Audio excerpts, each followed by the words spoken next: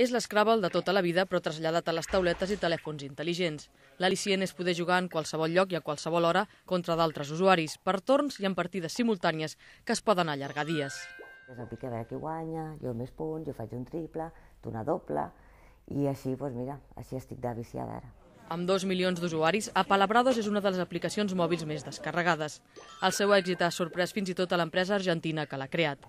Està disponible en 10 idiomes, entre ells el català, més per una qüestió de quota de mercat que no pas per militància. No hay muchos juegos en catalán, es la verdad. Con lo cual supuse que los catalanes lo iban a tomar con mucho más amor que otros juegos. Por más que la mayoría de los catalanes, o prácticamente todos, hablen español, no es lo mismo jugar en un idioma natal que en un idioma que uno conoce.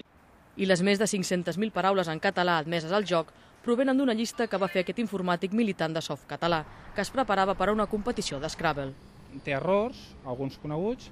El que sí que és veritat que és que hi ha flexions dialectals i coses que potser a la gent li sonen incorrectes, agafes el diec i sí que són correctes. Ara prepara un llistat nou que substituirà i ampliarà l'actual.